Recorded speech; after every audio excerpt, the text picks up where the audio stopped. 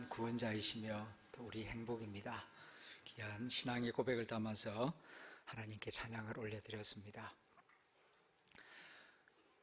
드디어 우리가 간절히 희망하고 바랬는데 한국이 포르투갈을 2대1로 이겼습니다. 그리고 16강에 진출했다 하는 소식을 다 들으셨을 것입니다. 많은 외신들이 말합니다. 이번 카타르 월드컵 경기 가운데 이 한국이 포르투갈을 이기고 16강에 진출한 것이 가장 드라마틱한 경기이다. 그렇게 격찬을 하고 있습니다. 영국 로이터 통신도 한국 축구팀에 대하여서 칭찬하는 기사를 연일 쏟아내고 있는데, 칭찬하는 말과 함께 더불어서 한국 팀의 가장 큰 어려움은 앞으로 기다림이 될 것이다 하는 의미심장한 말을 하였습니다. 한국 팀의 가장 큰 어려움은 기다림이 될 것이다. 이게 무슨 뜻일까요? 내일 모레 이제 6일에는 8강전에 브라질과 이제 한판 승부를 벌입니다. 브라질과 말입니다. 세계에서 가장 잘하는 월드컵 우승컵을 여러 번 차지했던 브라질하고 감히 우리나라가 이제 다투게 되는데, 막상 경기를 시작하면은 거기에 전적으로 몰입하기 때문에 문제가 되지 않습니다. 그런데 경기를 앞두고 준비하는 시간, 요게 피를 말리는 시간입니다. 다른 경기도 아니고 월드컵 8강전, 그리고 이제 브라질하고 한판 승부를 벌여야 되는데 어떻게 해야 하나? 아마 머리가 복잡할 겁니다.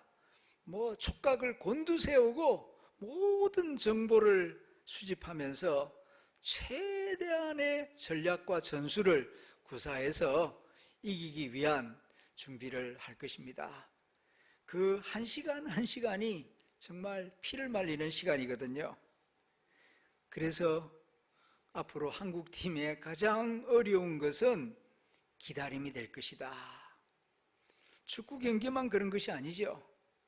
우리들도 중요한 일을 눈앞에 두고 있을 때에 기다림의 시간, 이 기다림의 시간을 어떻게 보내고 어떻게 준비하느냐에 따라서 실전이 달라지게 되는 것입니다.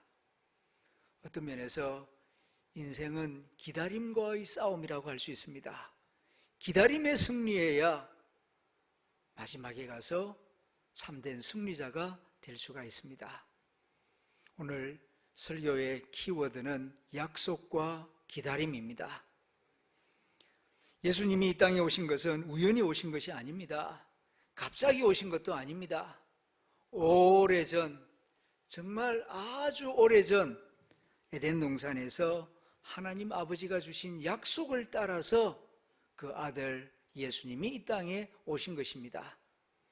오래전, 그러니까 인간이 에덴 동산에서 범죄하여 절망하고 있을 때에, 이제 모든 것이 다 끝났다고 낙심하고 있을 때에 하나님 아버지가 약속을 주셨습니다. 여자의 후손이 내 머리를 상하게 할 것이다. 여기서 내 머리는 사단의 머리를 두고 말하는 것입니다. 사단이 뱀의 모양으로 해서 하와에게 다가와서 또 아담에게 다가와서 아주 교묘하게 속임수를 사용해서 하나님의 말씀을 거역하게 만들었죠. 순간 그는 성공했다고 자부하고 생각할지 모르지만은 하나님께서 말씀하십니다. 여자의 후손이 네 머리를 상하게 할 것이다. 이 말씀은 사단에게 말씀하신 말씀인 동시에 범죄하여 낙심하고 절망하고 있는 인간에게 주신 말씀이기도 합니다. 왜 이 말씀을 주십니까? 하나님이 인간을 사랑하시기 때문입니다. 범죄했다고 절망하지 마라. 내가 약속을 준다. 그 언젠가는 다시 회복시킬 것이다. 그러므로 넘어졌다고 해서 완전히 낙심하지 마라. 희망을 주시기 위하여 다시 회복시키기 위하여서 이 약속의 말씀을 주신 것입니다. 이 약속을 하신 다음 오랜 세월이 지난 다음 약속의 때가 되었을 때에 약속대로 아기 예수님을 이 땅에 보내주신 것입니다. 수천 년을 기다려서 이루어진 하나님의 약속, 바로 그분이 베들레헴 말구유에 태어나신 아기 예수님이십니다. 이 일을 두고 사도 바울은 갈라디아서 4장 4절에서 때가 참에 카이로스, 하나님의 때가 참에 하나님이 그 아들을 보내셨고 여자에게서 나게 하셨다, 그렇게 선포하고 있습니다. 그런데 이 말씀을 가만히 보면 여자에게서 나게 하셨다는 말씀이 있어요. 왜 남자에게서 나게 하시고가 아니고 여자에게서라고 되어 있는가? 이 물음에 대한 대답은 마태복음 1장이 우리에게 가르쳐 줍니다. 마태복음 1장은 아브라함과 다윗의 자손 예수 그리스도의 족보를 말씀하고 있는데, 그 족보를 읽어보게 되면은 낳고 계속 낳는다는 이야기가 나오는데, 자세히 보면은 다 남자 아버지에게서 낳고입니다.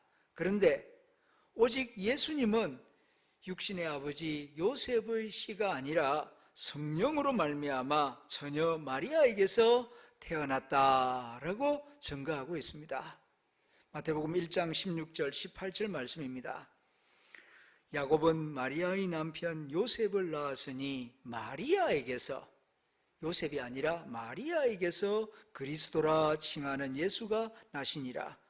예수 그리스도의 나심은 이러하니라.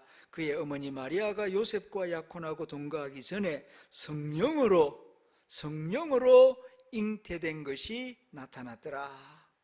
22절, 이 모든 일이 된 것은, 이렇게 된 것은 주께서 선지자로 하신 말씀, 다시 말하면 예언의 말씀, 약속의 말씀을 이루려 하심이라고 증거합니다.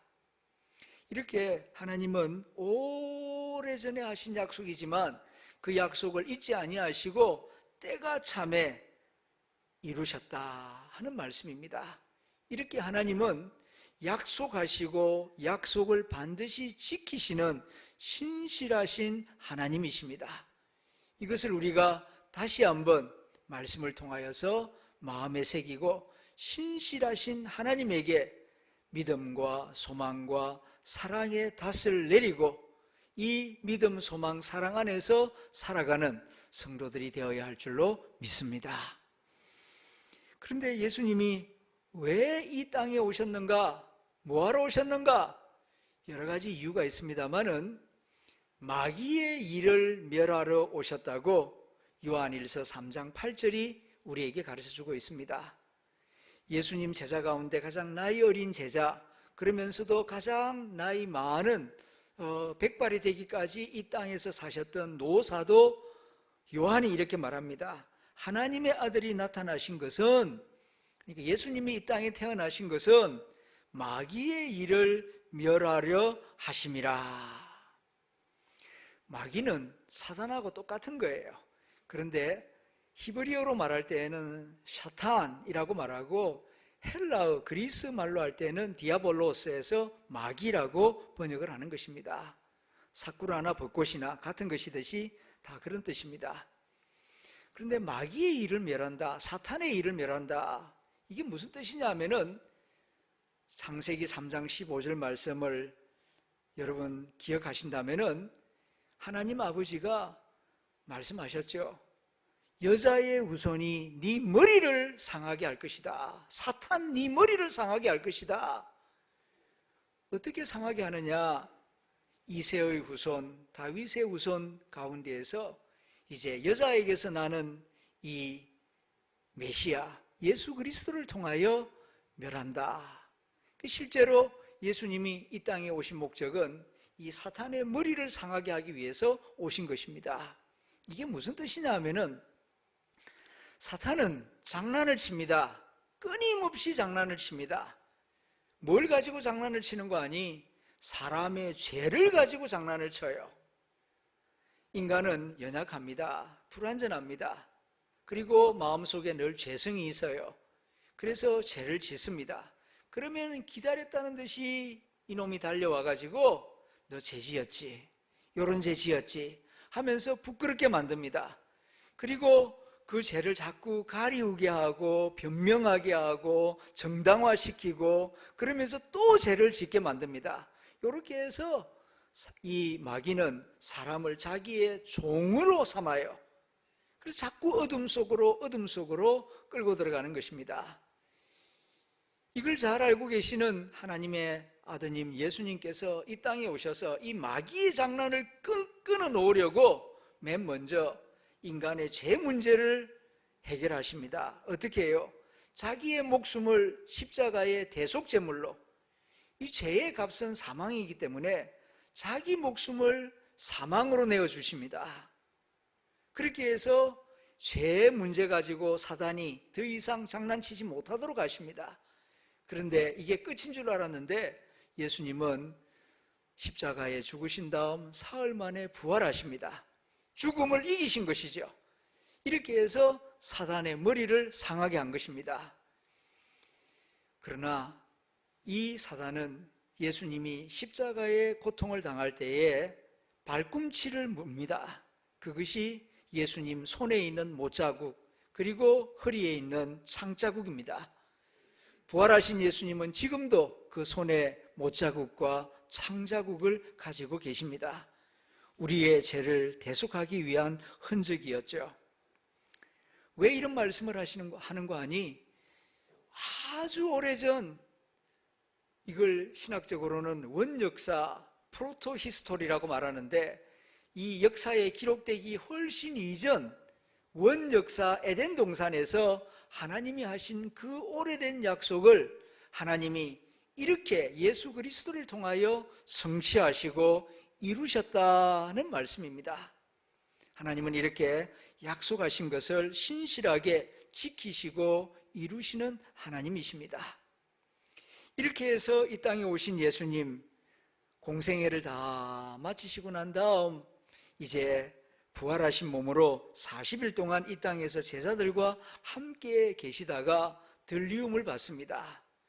예수님이 이 땅에 안 계신 이유는 부활 승천하셨기 때문입니다. 부활 승천하시는 모습을 사도행전 1장 8절에서 11절이 이렇게 증거합니다. 오직 성령이 너희에게 임하시면 너희가 권능을 받고 예루살렘과 온 유대와 사마리아와 땅끝까지 이르러 내 증인이 되리라 하시니라. 이 말씀을 마치시고 저희 보는 데서 올리워 가시니 구름이 저를 가리워 보이지 않게 하더라. 올라가실 때에 제자들이 자세히 하늘을 쳐다보고 있는데 흰옷 입은 두 사람이 저희 곁에 서서 가로되 갈릴리 사람들아 어찌하여 서서 하늘을 쳐다보느냐. 너희 가운데에서 하늘로 올리우신 이 예수는 하늘로 가심을 본 그대로 오시리라 하였느니라. 아멘. 하늘로 올리우신 이 예수, 십자가에 죽으시고 부활하신 이 예수, 우리의 기도를 들으시고 우리의 예배를 받으시는 이 예수는 하늘로 가심을 본 그대로 오십니다. 기독교 신앙은 이 말씀을 믿고 재림하실 예수님을 기다리는 신앙이 기독교 신앙입니다. 마라나타, 아멘 주 예수여 오시옵소서. 마라나타 아람어입니다. 예수님 주로 갈릴리 지역을 중심으로 활동하셨죠. 그 지역의 언어가 아람어였어요. 히브리어하고 거의 비슷한 언어인데 지금의 시리아 언어입니다. 마라나타 읽을 때에 마라나타 이렇게 읽으면 안 되고요. 마라나타 이렇게 읽어야 아멘 주 예수여 오시옵소서 그런 뜻이 됩니다.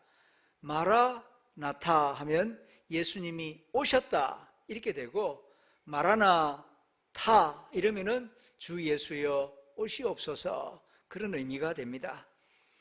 우리 기독교 용어 가운데 아주 중요한 용어는 번역하지 않고 그대로 씁니다. 예를 들면 할렐루야, 아멘 이런 용어를 그대로 쓰는 것처럼 초대교회는 마라나타 이렇게 사용하고 있습니다. 왜냐하면 이것은 너무나 중요한 재림신앙을 가르쳐주는 용어이기 때문입니다. 재림신앙, 그것은 곧 마라나타 신앙입니다. 오늘날은 쉽지 않은 신앙이지요. 그러나 재림신앙은 기독교의 뼈대입니다. 기독교 유적지들을 방문해 보면은 카타콤이라고 하는 장소가 있습니다. 카타콤은 지하 무덤들이라는 뜻입니다. 그런데 한 군데만 있는 것이 아닙니다. 로마에도 카타콤이 있고 파리에도 카타콤이 있고 터키 가파도키아 지역에 가면 또 카타콤이 있습니다. 카타콤은 옛날 우리 신앙의 선조들이 믿음을 지키기 위하여 공동묘지 지하에 그 동굴을 파고 거기 숨어서 공동체 생활을 하며 세상과 타협하지 않고 주님의 재림을 기다리던 엄밀한 장소였습니다. 지금은 세상이 달라져서 기독교를 믿는다고 해서 박해받지 않습니다. 그러나 대신 세속주의, 자본주의, 과학주의가 너무 강해서 재림신앙은 바보 같은 생각이라고 비웃는 사람들이 많습니다. 그러나 이 재림신앙을 포기하면 기독교는 물거품이 되고 마는 것입니다. 아무리 힘들어도 지혜로운 5 처녀들처럼 이 재림신앙을 마음에 간직하고 재림하실 주님을 잘 기다릴 수 있도록 권면하고 가르치고 돕는 일이 목회자가 해야 할 아주 중요한 사명입니다. 대림절에 특별 새벽기도회를 가지는 이유가 바로 여기에 있습니다. 연말연시를 맞이해서 많은 경우에 세상 분위기에 휩쓸리기가 쉽습니다. 그러나 우리에게 가장 중요한 것은 재림하실 주님을 순결한 처녀와 같이, 지혜로운 5 처녀와 같이 깨어 기도하며 잘 기다리는 것이 제일 중요한 일입니다. 그래서 사실 12월이 되면은 목회자는 여러 가지 일로 가장 힘든 시간입니다. 정책당회도 해야 하고 내년을 준비해야 하고 또 여러 가지 교역자들 인사 이동에 대한 많은 생각을 해야 하고 여러 가지 힘든 부하가 많이 걸리지만은 그러나 교회 행정 업무보다도 더 중요한 것은 성도들을 신앙 안에서 깨어 재림하실 주님을 잘 기다리도록 돕는 일이 더 중요하기 때문입니다. 지금 주님께서 말씀하신 재림의 징조들이 세계 곳곳에서 나타나고 있습니다. 우리는 구름 타고 하늘로 승천하신 예수님이 내가 다시 올 것이다, 속히 오리라 약속하신 말씀을 굳게 믿어야 합니다. 그 약속을 믿고 깨어 기도하며 잘 기다리는 성도가 되어야 할 것입니다. 잘 기다리는 성도가 되기 위해서는 몇 가지 명심해야 할 말씀들이 있습니다. 첫째는 주님의 약속을 굳게 믿어야 합니다. 믿어야, 주님의 말씀을 믿어야 잘 기다릴 수 있습니다. 믿지 않고 의심하기 시작하면은 기다림의 자세가 흐트러질 수밖에 없습니다. 두 번째로는 함께 기다려야 합니다. 혼자 기다리면은 쉽게 포기하고 낙심하게 됩니다. 삼겹줄은 쉽게 끊어지지 않는다는 말씀이 있지 않습니까? 구역 식구, 남성교회 모임, 여전도회 모임, 그리고 이 교회 예배 와서 예배를 드리고 함께 찬송을 부르고 함께 말씀을 들으면서 기다려야 끝까지 잘 기다릴 수가 있습니다. 요즘 이런저런 일로 낙심을 하고 가난한 성도들이 늘어나고 있다 하는 소식을 듣는데 그거 참 위험한 일입니다. 정직하게 말하면 내가 그렇게 강한 존재가 못 된다는 것 스스로 잘 알고 있지 않습니까? 그러므로 가능한 공동체 안에서 함께 예배하며 함께 신앙생활하며 기다릴 때에 끝까지 잘 기다릴 수가 있을 것입니다. 세 번째로는 준비하며 기다려야 합니다. 하늘만 쳐다보고 기다릴 것이 아니라 천사들이 말한 것처럼 갈릴리 사람들아 왜 하늘만 쳐다보고 있느냐? 하늘로 올리우신 이 예수는 너희가 본 그대로 오시리라. 대신에 주님께서 성천하기 직전에 하신 말씀이 있지 않습니까? 성령이 임하시면 너희가 권능을 받고 땅끝까지 이르러 내 증인이 되어야 한다. 예수님이 부활 성천하시기 전에 주신 마지막 말씀은 선교 명령입니다. 그래서 이 선교 명령을 지상 명령, 슈프림 커맨드먼트, 가장 높고 귀한 주님의 명령이라고 부르는 것입니다. 우리에게 생명을 주시고 주님이 아직까지 재림을 지연하고 우리에게 기회를 주시는 이유는 한 영혼이라도 더 구원하기 위함입니다. 그러므로 우리가 가족, 일가, 친척, 친구들에게 복음을 전해서 한 사람이라도 더 주님 앞으로 인도해야 합니다. 이것이 주님 재림하시기 전에 우리가 꼭 해야 할 가장 중요한 사명입니다. 마지막 네 번째는 깨어 기도하는 일입니다. 주님이 예고하신 대로 세계 곳곳에서 전쟁과 지진과 홍수와 가뭄이 나타나고 있고 기후재앙이 나타나고 있습니다. 2019년도 호주에서는 6개월 동안 호주 전역에서 산불이 일어났습니다. 어마어마한 산불이었습니다. 호주 대륙이 얼마나 큰 땅입니까? 그런데 그 전역에서 불이 났습니다. 이유는 인도양 바다 온도가 2도 올라갔는데 이것이 기후변화를 일으키고 그리고 뜨거운 바람이 몰아쳐서 그 산불이 일어났습니다. 산불이 지나간 다음에는 또 어마어마한 홍수가 내렸습니다. 이것이 이제는 북반구로 미칠 것이다. 전문가들이 다 예고하고 있습니다. 주님 오실 날이 점점 가까이 다가오고 있습니다. 이럴 때에 우리가 해야 할 중요한 일은 깨어 기도하는 일입니다. 왜냐하면 우리는 연약하기 때문입니다. 내 마음, 내 힘으로 지키기 어렵습니다. 내 믿음, 내 결심만으로는 지키기 어려워요. 성령님의 도우심이 있어야만 믿음 생활을 끝까지 잘할 수 있고 주님을 잘 기다릴 수가 있기 때문입니다. 성경은 어떤 면에서 기다림의 책이라고 할 수 있습니다. 하나님은 우리를 축복하실 때에 현금이나 황금을 주시는 것이 아니라 약속을 주십니다. 마치 어음을 주는 것처럼 약속을 주시고 잘 기다리게 한 다음 하나님의 약속을 이루어 주시는 것을 성경 전체에서 볼 수가 있습니다. 하나님이 아브라함을 부르십니다. 75세였습니다. 너는 모든 민족의 아버지가 될 것이다. 내 후손이 별과 같이 모래알같이 많아질 것이다. 약속을 주셨지만은 그 약속이 이루어진 것은 25년이 지나 그의 나이 100세가 될 때였습니다. 요셉도 그랬습니다. 어릴 적에 하나님으로부터 꿈을 받았습니다. 그러나 그 꿈이 현실이 되는 데에는 13년이 걸립니다. 많은 고생을 애굽에서 하지요. 그런데 하나님께서 13년 고난의 터널을 잘 통과하게 하신 다음 애굽의 총리가 되게 하셨습니다. 다윗은 어릴 적에 사무엘 선지자로부터 기름 부음을 받습니다.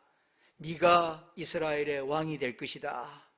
그런데 실제로 다윗이 예루살렘에서 왕으로 등극하게 된 것은 20년이 지난 다음이었습니다. 이렇게 하나님은 약속을 주시고 꿈을 주신 다음 즉시로 이루어 주시기보다는 기다림의 긴 터널을 통과하게 한 다음 이루어 주십니다. 이것이 하나님이 일하시는 방법입니다. 그러므로 잘 기다려야 합니다. 잘 기다리기 위해서는 하나님의 신실하심을 굳게 믿어야 합니다. 그리고 신앙의 선배들이 어떻게 기다렸는지 성경을 읽으면서 그 사례를 살펴보고 마음에 새기면서 그 모습을 본받아야 합니다. 그럴 때에 우리들도 잘 기다리는 기다림의 승리자가 될 것입니다. 누가복음 2장을 보게 되면 두 노인 이야기가 나옵니다. 안나와 시몬의 이야기죠. 이분들은 메시아를 기다립니다. 구약시대 이사야를 통하여 주신 말씀을 믿고 기다립니다. 그러나 쉽지는 않았죠. 안나는 결혼을 했지만은 7년 만에 남편을 먼저 떠나보내고 84년 동안 홀로 지내면서 기도하면서 메시아를 기다립니다. 그리고 시므온도 경건한 생활을 하면서 메시아를 기다립니다. 어느 날 성령의 감동을 받아서 성전으로 들어가라 해서 발걸음을 성전으로 옮기는데 때마침 젊은 부부가 난지 8일 된 남자아이를 안고 할례를 받기 위하여 성전에 들어오는 것을 보게 됩니다. 순간 마음이 뜨거워집니다.